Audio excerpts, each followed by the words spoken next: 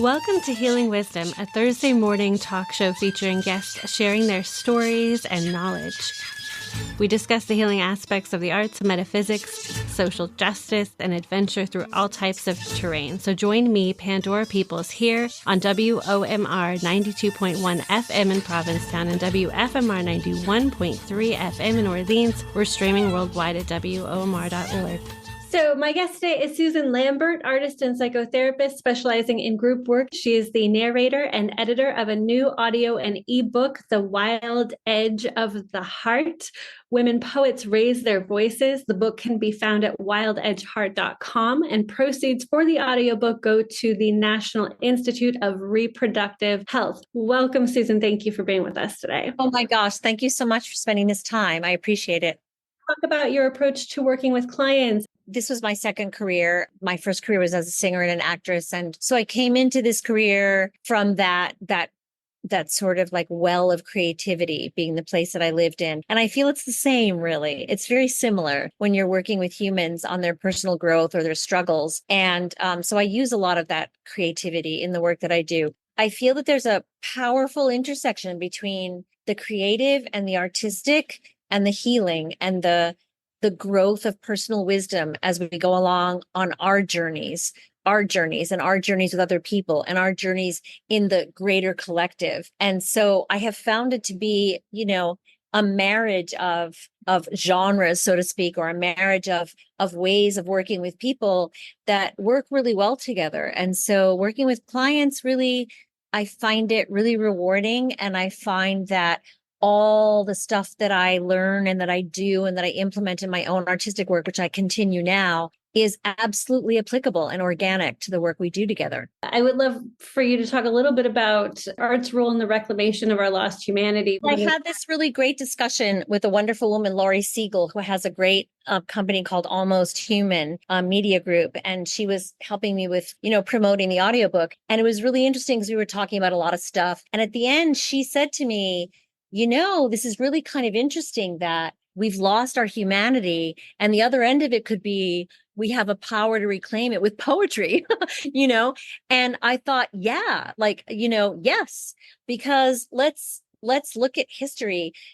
Art changes culture. Arts change culture, like lots of things change culture and lots of things bring a new culture. There are deaths in culture and then there are rebirths, but the arts really have much more of a profound impact on the global and on the collective than we think. And, even if I'm like a little tiny group of grassroots people doing by the way, an amazing audiobook because the poets are incredible.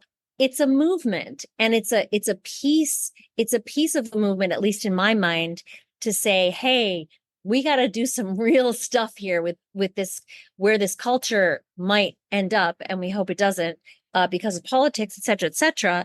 And I think it matters. I really think it matters because I think it's the voice of ourselves and who we really truly are that might resonate with people who have become numb or have followed a voice that they don't even understand or we become alive when hopefully we're always alive in our art, but I think we become particularly alive when we realize, wait a second, Roe v. Wade got turned over. Wait a second, we're going to mobilize. Right. And J.D. Vance is now Trump's running mate, and the Supreme Court is largely on his side.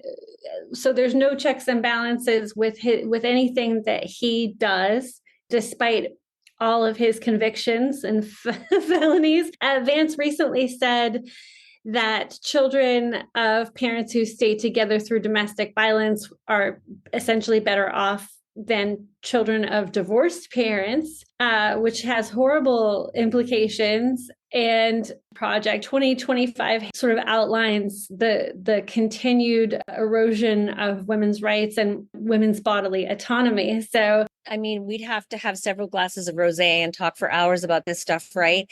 On a porch somewhere beautiful to remind us that beauty still exists. Because first of all, I do know that quote. And I just want to say for the record, that's absolute ignorance. And I have to say that one time about 10 or 12 years ago, the Dalai Lama was asked, what do you think is the biggest problem in the world? And he said, ignorance. you know, and here it is. Here it is. And that's just ignorant. The worst thing for children statistically is to grow up in domestic violence and neglect. Those are the two worst. Divorce, okay, you get through it. It sucks. Anyway, so that's like an aside. Yeah, I mean, the agenda is terrifying and we're all very anxious. All my clients are anxious. It's a time to be anxious, but it's also a time to say, what can I do? And really mostly what we can do is vote and try to help other people vote and not vote, because not voting, it's not about two individual men. It's about democracy or fascism. That's my opinion.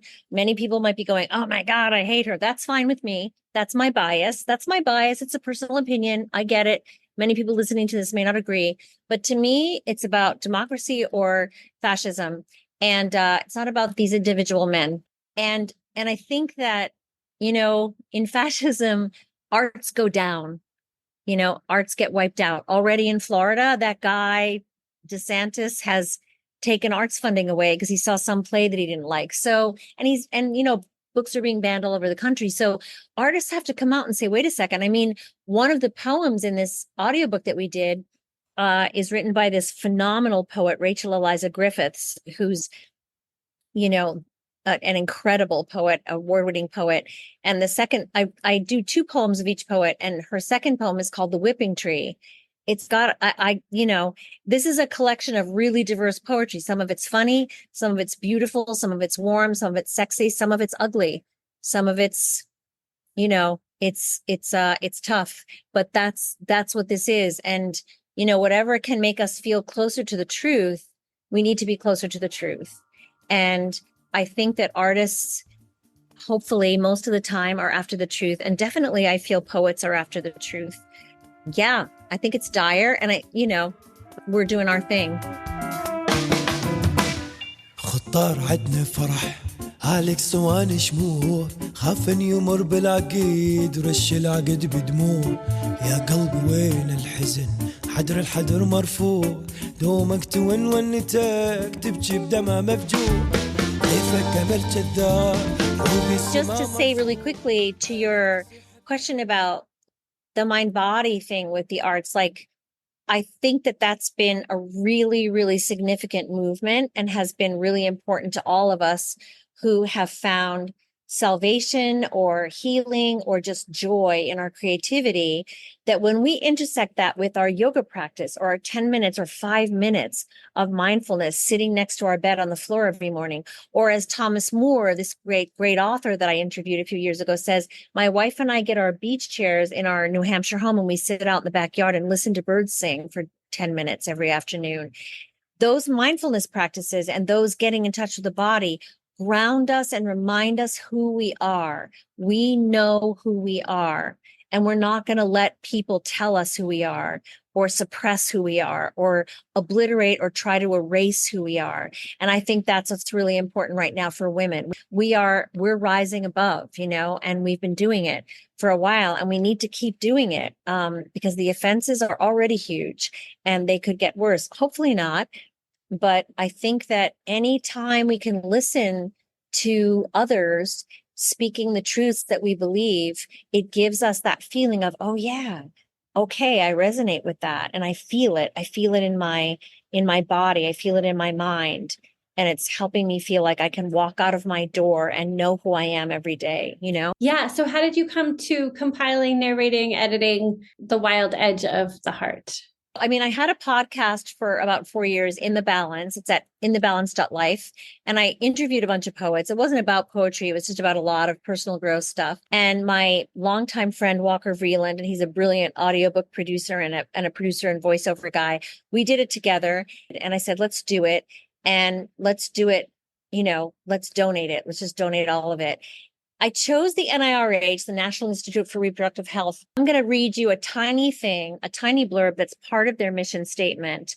Part of their mission statement is creating national change from the ground up.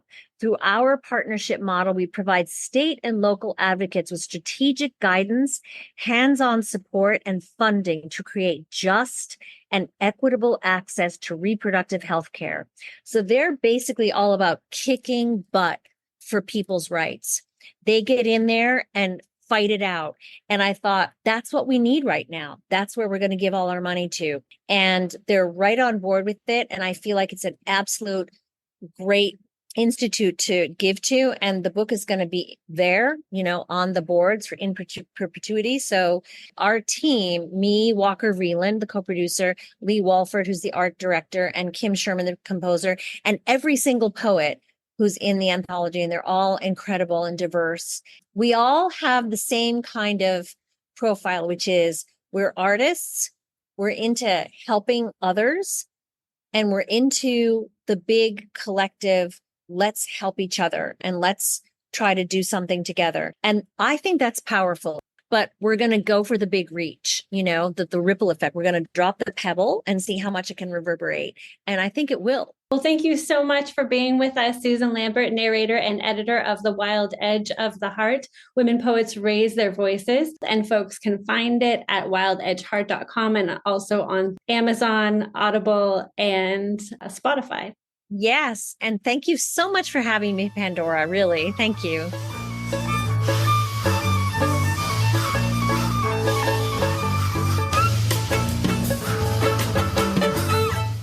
You've been listening to Healing Wisdom at Outermost Radio. All of our shows are podcasts at WOMR.org. Also check out healingwisdomradioshow.com and contact me at pandora@WOMR.org.